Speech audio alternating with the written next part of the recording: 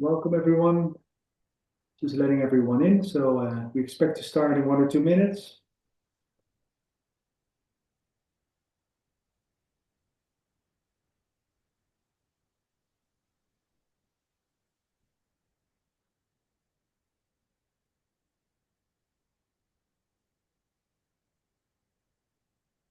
Still entering, so 1 or 2 minutes before we start. We welcome everyone. Like it that you're all sharp on time. Very good.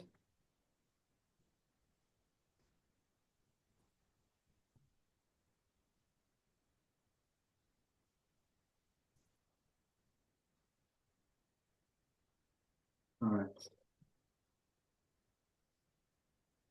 People see people entering. It's 1 or 2 more minutes and then we start.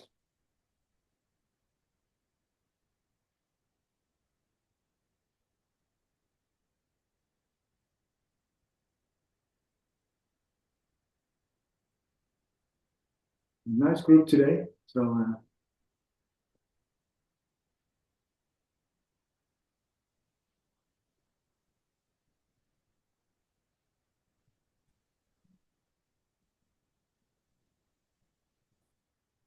all the people.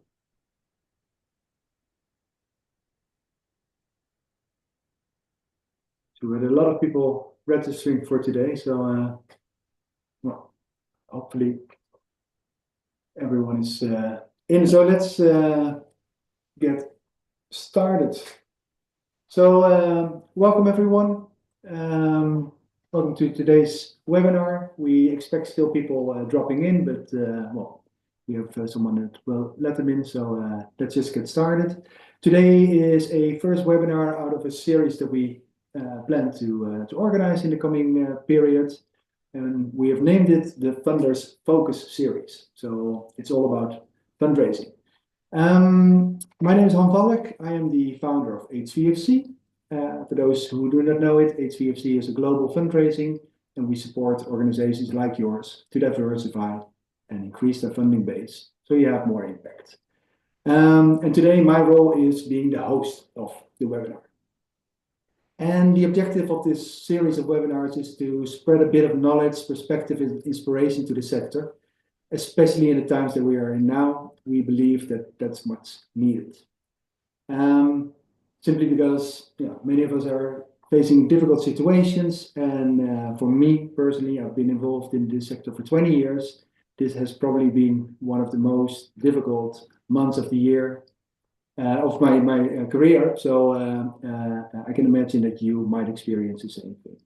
So we thought, let's bring in a bit of inspiration and let's talk about what might be possible still. So that's a bit the idea. Before we get started, a few practical things. You see it already in the screen, but this is a recorded webinar. We will share the recording with you and the other people that registered afterwards as well. We will only do that for the general part. At the end, there will be room for question and answer, but we won't record that. So feel free to share whatever you want to share or ask whatever you want to ask. We have a lot of people that registered that are present today in this webinar or that will view the webinar later. So because of that, we have muted everyone to avoid a little bit of chaos.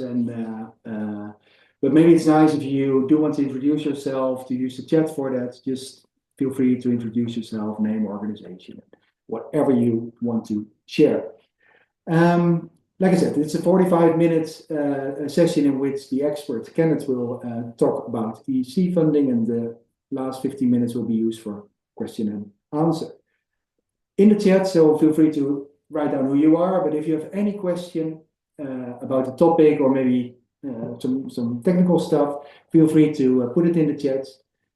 We will take the questions from the chat for the Q&A session afterwards. And our moderator of the chat is Rick, my colleague Rick. So feel free to put anything in the chat, and we try to address everything. If not possible, we will get back to you at a later stage with the answer to your question, either in a blog post or something like that, or one-on-one, depending on what is needed. And what is maybe important, at the end of the webinar, we are going to share with you a easy readiness questionnaire which we developed, a tool that can help you to evaluate if the European Commission might be, a good opportunity for you or not. So we will share it at the end. Feel free to fill it in. It's a free tool, and we will give you some, well, if possible, tailored advice on the opportunities and possibilities for you. Also, at the end of the webinar, I'm going to share with you what the next webinar will be about, and I'm very excited about the next webinar that we've scheduled already, so stay tuned. So good. Well, that's a lot of talking from my end. It's important that we are going to talk with the expert of today, Kenneth van Tol. I will introduce Kenneth very quickly for those of you who do not know her yet. I think that Kenneth is probably one of the most experienced fundraisers that I know. He has over 25 years of experience working with a whole broad range of donors, but definitely the European Commission has been a donor that he has been working on for a long time. Kenneth is a senior consultant at HVFC for several years now, but before, some know her maybe from previous positions. She has been head of fundraising of different organizations, director of fundraising even, such as BRAC International, world's #1 NGO according to some, the Global Reporting Initiative, KNCV Tuberculosis Foundation, and what design can do. So, short introduction about Kenneth, and I probably forgot half of her CV.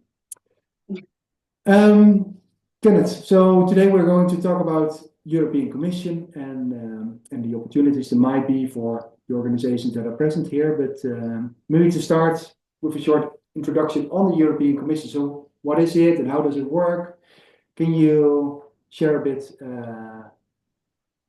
that insight with the audience? Yes, Hans, thank you. And welcome. Nice to see so many people that joined our webinar today.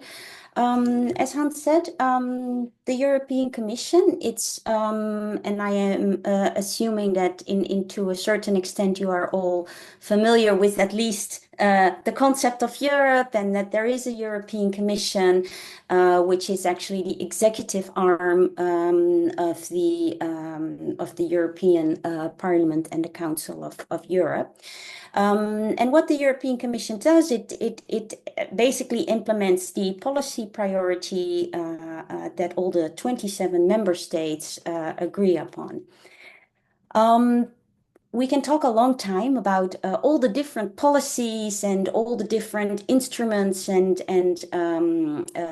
processes that form the European Union. But I think for the purpose of this webinar, and especially maybe for those of you who are new to European Commission funding, it's not absolutely necessary that you know all the ins and outs of the European policies to get started. At one point, of course, you do need to familiarize yourself more. You need to take a deep dive in depending on the theme or the sector that you are in. But to get started, it is not absolutely necessary for you to first have a good grasp of what it is and what it does. I think the purpose of today is to look mainly to the international development cooperation arm, but I also saw from the list of participants that some of you are not necessarily into international development cooperation. If you have any specific questions, please feel free to post them in the chat. If we're not able to answer them directly right now, we'll definitely get back to that. And we'll try to cover and reply to any specific questions on funding opportunities by the EC outside international development as much as possible. I'll just, having said that, it's not absolutely necessary for you to understand everything around.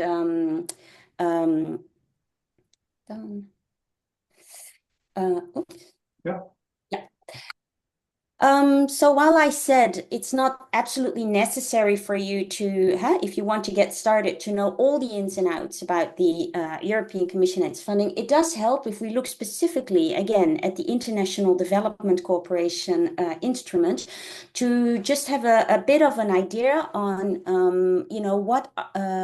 what is the instrument that actually manages, let's say, the development cooperation or international development of the European Commission, and it's called the Neighborhood Development and International Cooperation Instrument, which is NDC. And NDC is actually managed by another unit, which is called Directorate General International Partnerships, or in short, DG INTPA. You can also, for now, forget about all these acronyms. What is important to know is that the budget for NDC, in short, which stands for Neighborhood Development and International Cooperation Instrument, is approximately, let's say, 70.9.5 billion euros for this coming period, which is 21 and 27. We are right now at the midpoint of the new, what they call the multi-annual financing framework, or MFF. These are actually important points for you to take note of, because it means midterm. It means that, and right now, NDC, this program, is under evaluation. So it means you can already, if you look for the evaluations, which will be published at one point, you can already see also for your sector or the themes that you're working on, how have the programs that have been financed so far been doing, and has NDC in this case, how have they done in terms of achieving their goals. As you can see here, these are the key themes that NDC will focus on, and they are all in line with the overall EC cooperation policy. So yeah, today we are mainly going to talk about international development. Like Kenneth was saying, there are also participants interested maybe in other elements of the European Commission. How it works is similar. There are many differences as well, but there are also quite a lot of similarities. So great that you're here. But in case you have specific questions on your specific niche, let us know, and we will see if we can guide you to find the answers or provide you the answers directly. Before we continue, just a quick welcome to the many people that joined after our introduction. So welcome everyone. We started already. We will send you the recording afterwards, so no worries. So you can still find the first minutes of the webinar as well. And so for the record, everything will be recorded. And if you have any questions now or later, just put them in the chat, please. Thank you. Kenneth, please continue.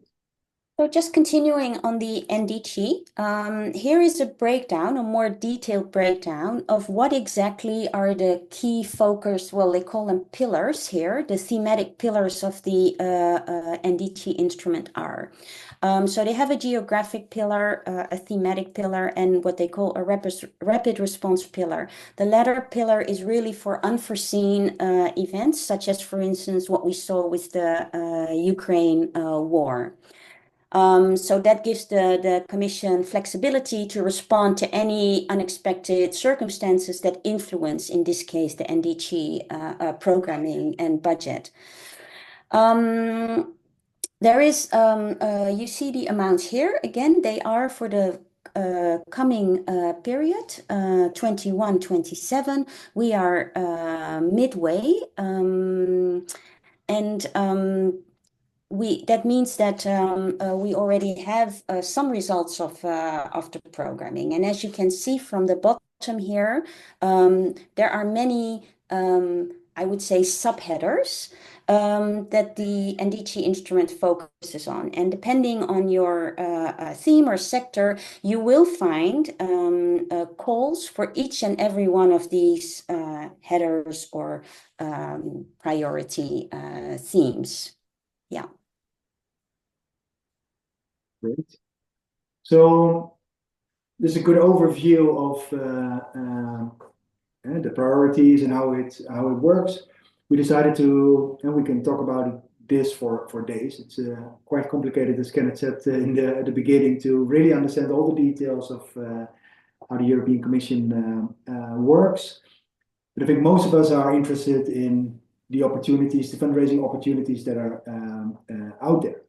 So, Kenneth, can you share with us how we can actually find the opportunities? Yes, I can. And I will start to share my screen again. Let's see.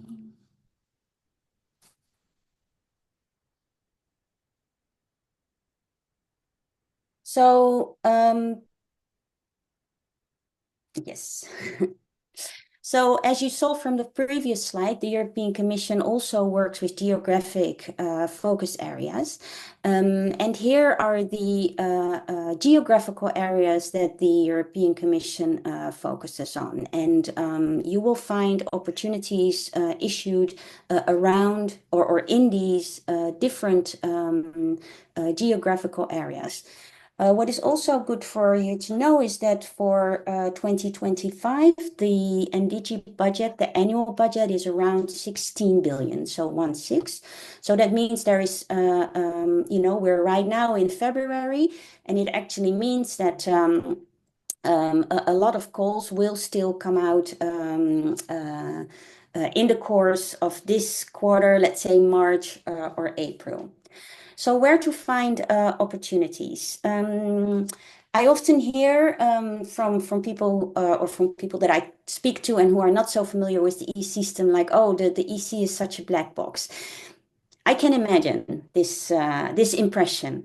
However, because it's a public institution, they actually need to publish everything, including the calls, and there is a lot of things that you can find online.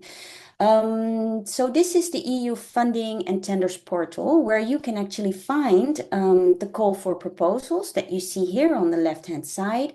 You can actually view the projects and results. So that will give you an impression of how certain projects relevant to your work have, how they have performed, but also what has been financed. You will find the recipients in there. There is also here a call for tenders, and tenders are typically contracts, so they are not grants, as that's the difference between the call for proposals, which are grants, and then you have to find the call for tenders, which are contracts. So you deliver a piece of work, and it's really a contract for a set piece of work within a given amount of time. And then you have the latter, which is work as an expert. If any of you are interested in joining the European Commission roster to work as a technical expert in the projects. When you go into the database, there are two ways to find opportunities that are relevant for international cooperation. The first one is when you go into the program section here is to look for EU External Action, or RELAX is the acronym. This is, let's say, the development cooperation managed often and issued by the EU delegations. And that means basically the EU embassies in any given country. So you will see here, you will find, for instance, here, calls that are very much country-based. So here is let me see, the capacity building. Yes, Zimbabwe we see here. These are all screenshots, but this is just to give you an idea of the different countries where delegations have issued calls.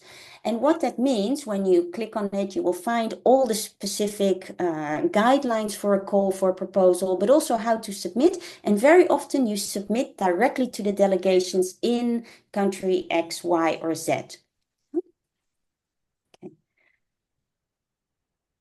There is also, I mentioned in my first slides, NDG. You can also find in the same tender portal the neighborhood NDG. You will find it. At the moment, we only found 2 closed calls. So if you go into the database tomorrow, you will see exactly the same as in the screenshot here. And that is because NDG has not published their call for proposals yet. We expect them to come out in end of March, around end of March, beginning of April. We expect NDG to issue new calls. And the difference with the RELAX, which I just showed you, is that NDG calls are often issued out of Brussels. So that means you will have to submit through Brussels, and you have to most cases use the EC system to submit your proposals, whereas what we see with the call for proposals by delegations is that you often submit directly via email very often. But it's not always 100% that is the case, but you will find such specifications how to submit in the specific guidelines. Now, NDG is, as I said, they will only publish their new calls for 2025, we expect in March, April. But how to prepare? Because actually, you don't want to wait for NDG to publish it, because then you're already relatively late with forming a consortia, for instance, or positioning for a call. The EC works with what they call the MIPs, which is the multi-annual indicative programs.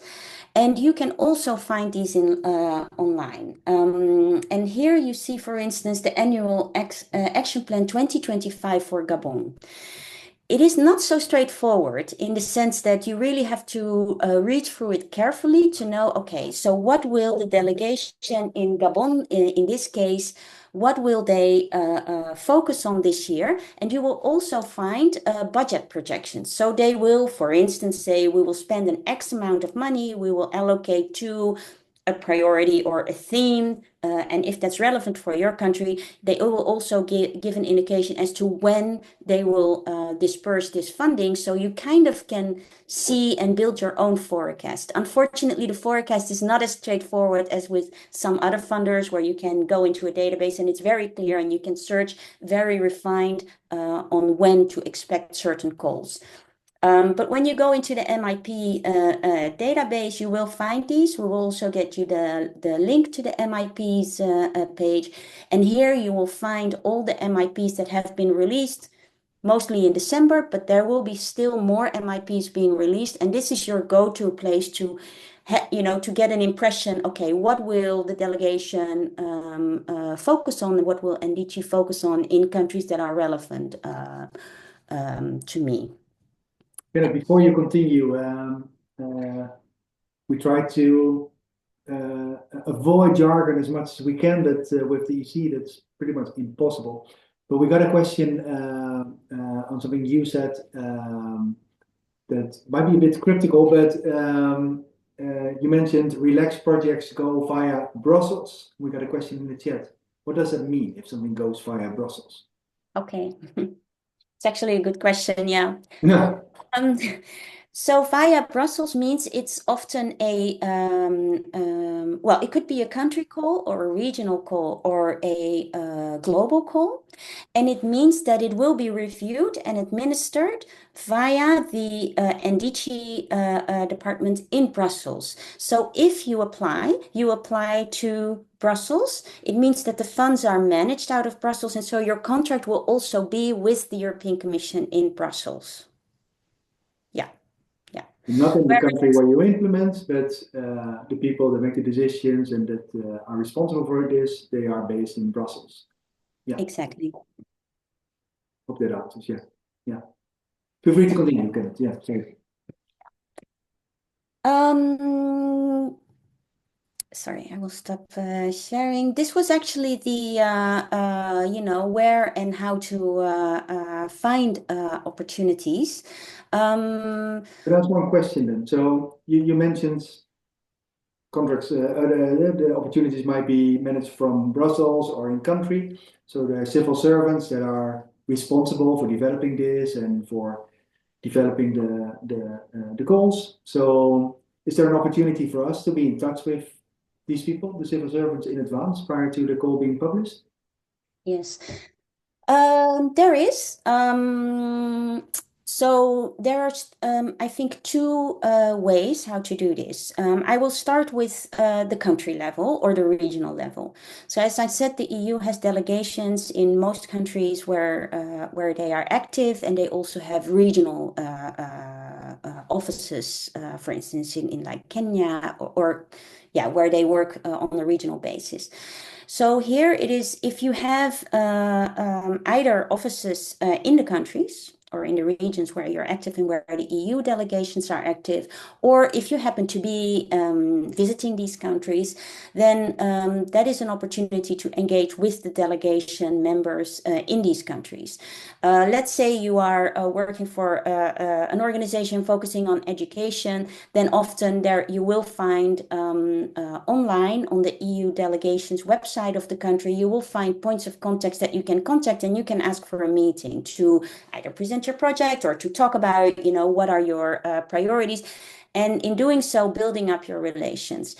If you have partners in any of the countries, then also it would be good to encourage them to build up a relation, because the more they hear from you, the more familiar your organization gets. And then it's easier to, on the one hand, understand the priorities of the Commission, but also for them to get to know you and to know of your organization and their work. And they could also, for instance, connect you to partners that you could apply with. So that's on the country level. Then you have on the level of Brussels, the headquarters of the European Union and the European Commission. The same goes for Brussels. You can either engage, if you are an NGO, being a member of, for instance, Concord, which is the European Association for Development NGOs. You could engage through them, but you could also engage directly.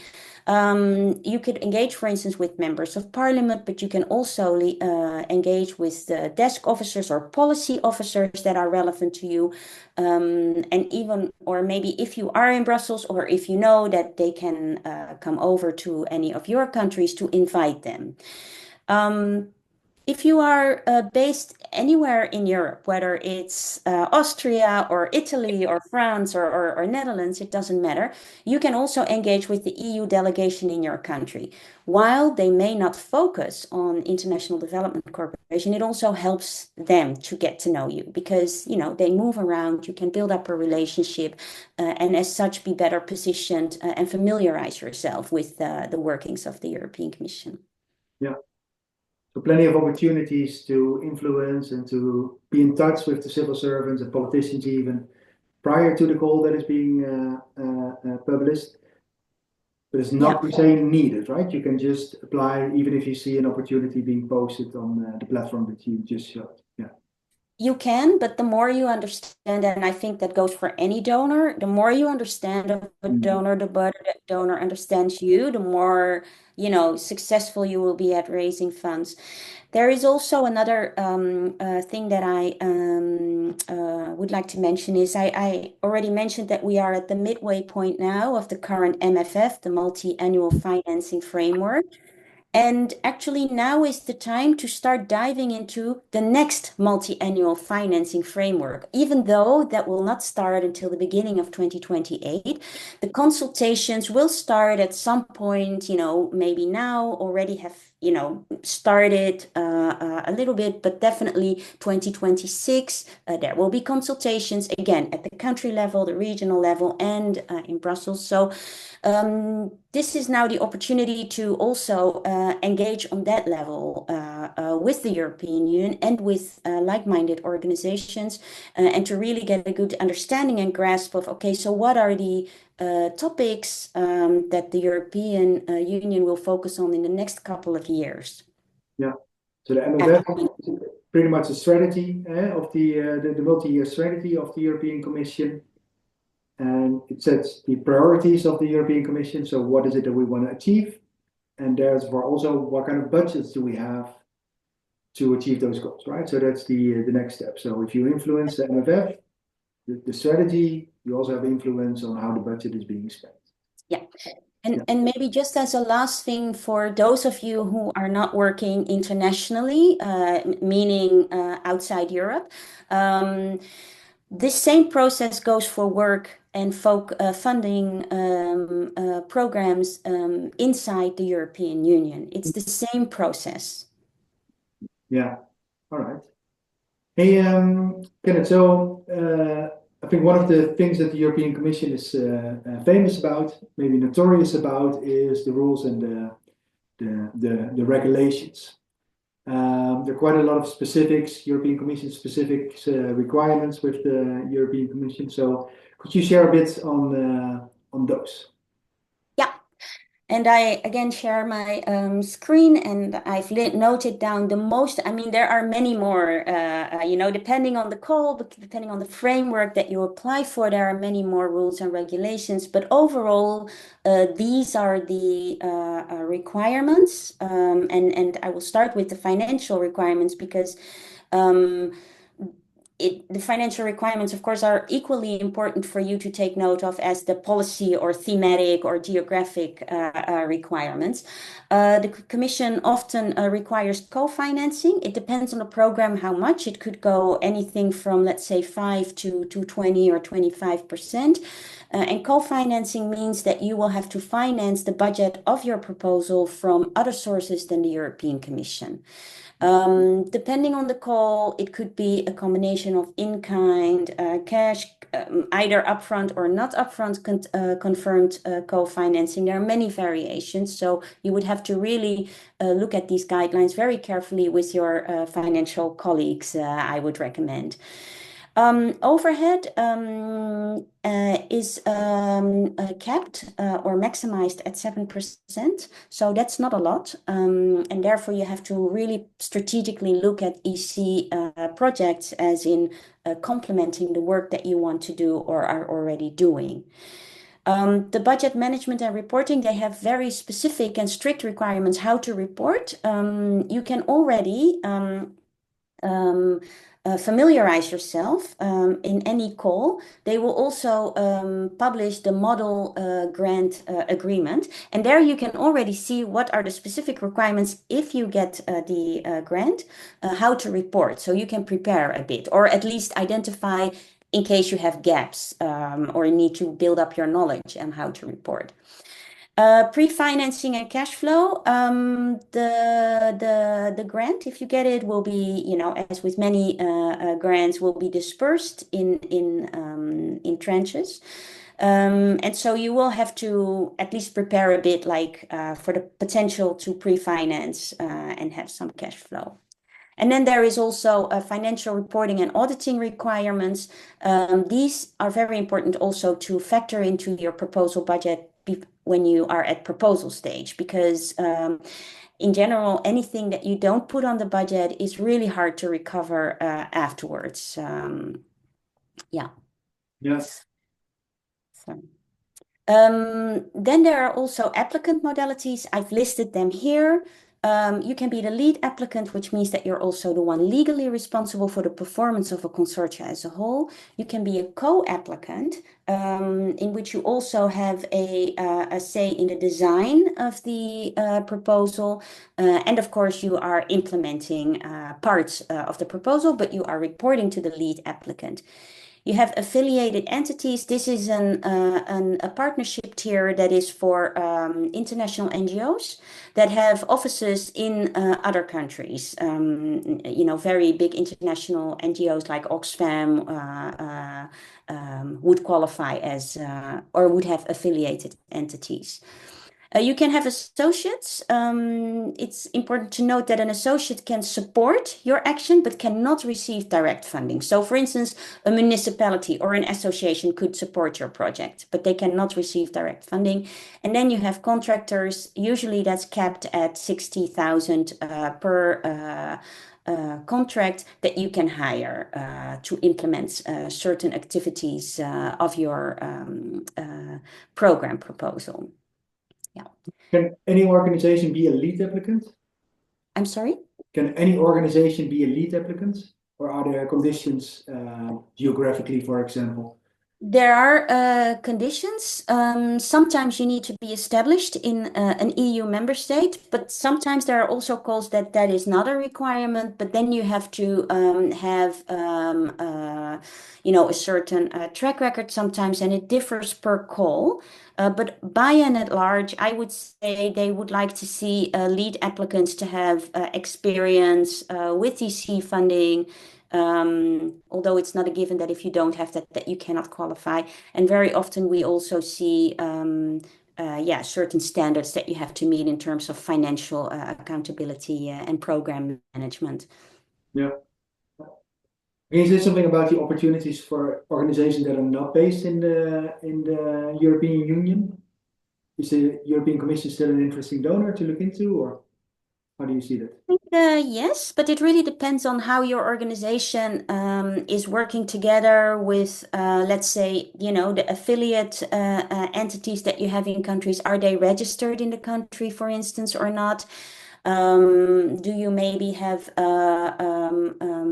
partners in country through which you can actually become maybe a contractor or find another way how to collaborate with them and therefore see if there are opportunities to access EC funding. But it really depends per call. And like most donors, the EC, of course, is also doing a lot of localization. So the stronger your network in country with local partners, I would say, the better the chances are that you could maybe participate. Yeah, yeah. So if you're a European-based NGO, you can apply to a whole lot of opportunities. If you're locally based, you can apply to the local opportunities. And if you're based elsewhere in the world, then there are still a few opportunities, but less, right? That's the yeah. So you have to really search for the good opportunities that might still be out there, but they might be smaller and difficult to. Yeah, and really check the rules or the guidelines to see what is specified in terms of eligibility criteria. Good, good. All right, thanks.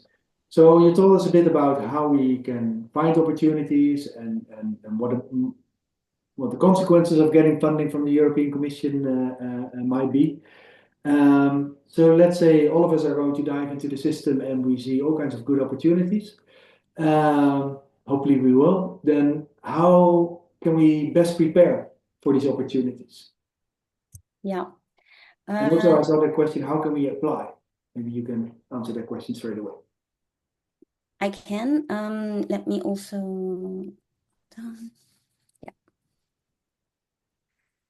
So first of all is to, when you identify an opportunity, first thing to do is to see, because almost in every call requires a consortium. So you have to have your partnership already in mind or know who are you going to apply for. And sometimes you need to be very strategic. For instance, if I take Netherlands as an example, and if we look at international calls for international development, it's probably not a good idea to apply with a consortium of only, let's say, Dutch-based organizations or European organizations, but to have a mix maybe of organizations.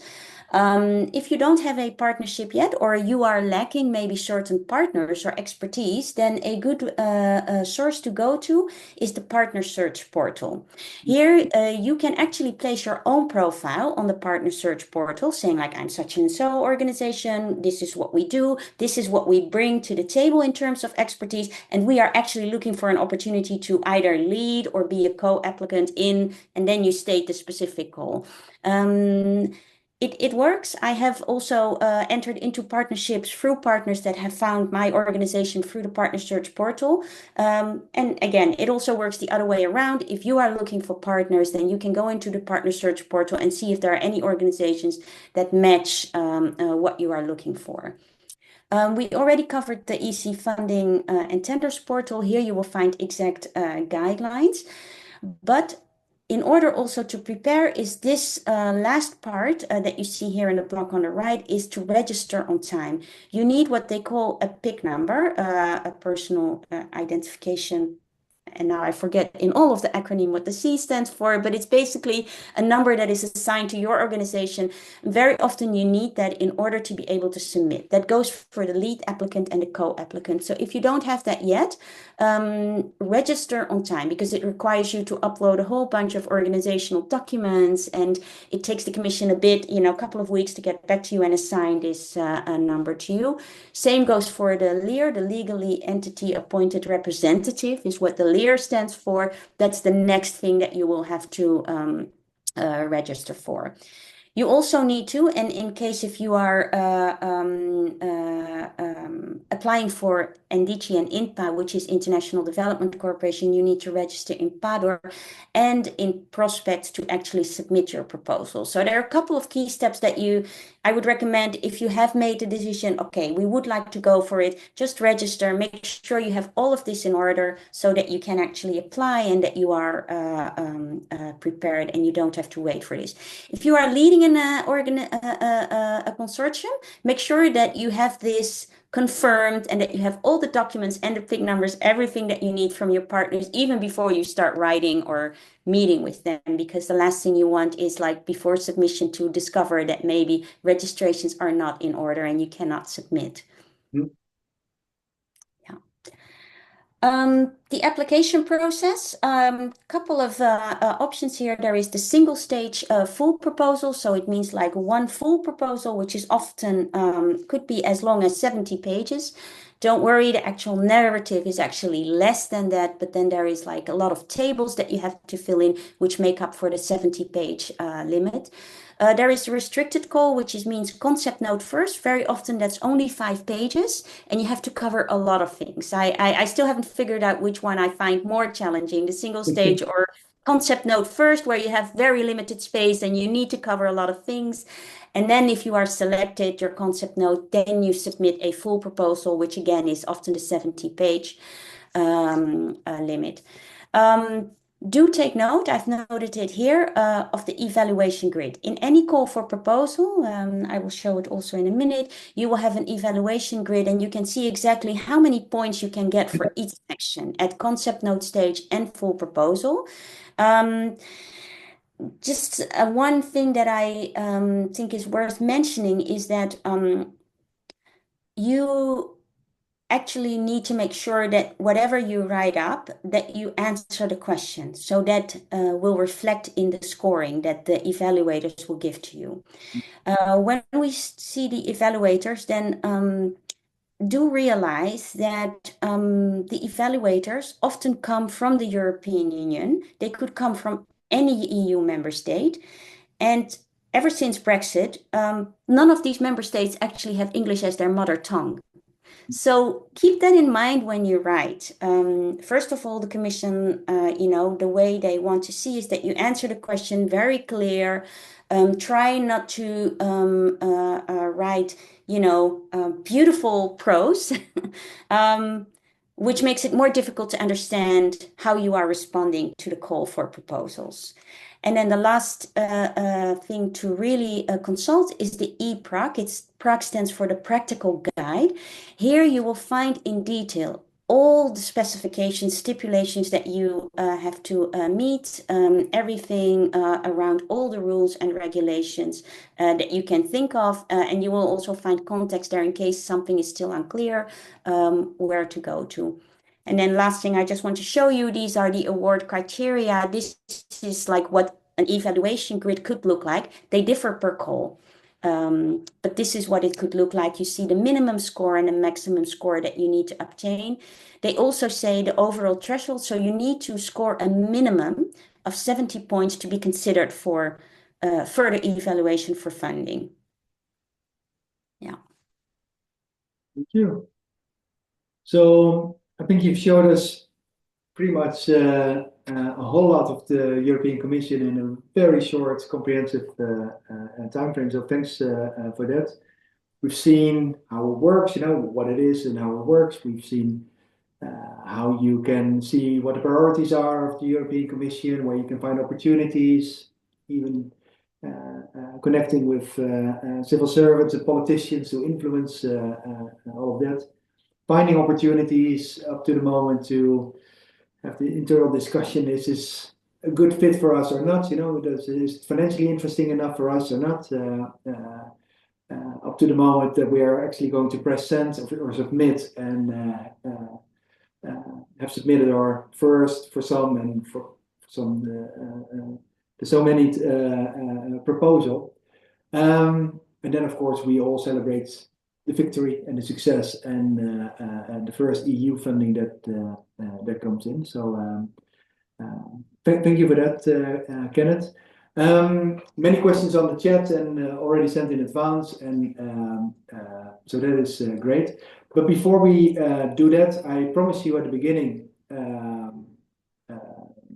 that we have a simple tool that will help you to see if you're ready to go after the European Commission funding. We will send the link also afterwards, but feel free to already scan it.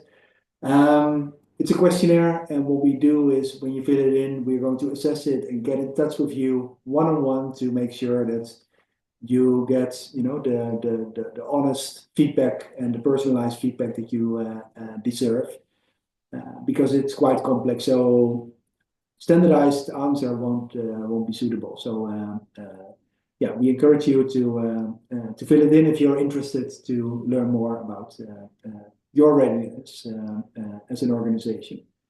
What I'm also going to do, what we're also going to do afterwards, we're going to send you a link to the recording. We're going to send you a link again to this questionnaire. We're going to share with you the slides that you just saw and a link to a survey to see if you like this, if you have recommendations on how we can improve this cycle of the webinars that we plan to do. So please fill that in as well. And if there is a topic that you're extremely interested in or can help us to schedule a webinar about, please let us know, because this is the moment where it's important that we share inspiration to the sector and bring a new perspective. So please help us with that.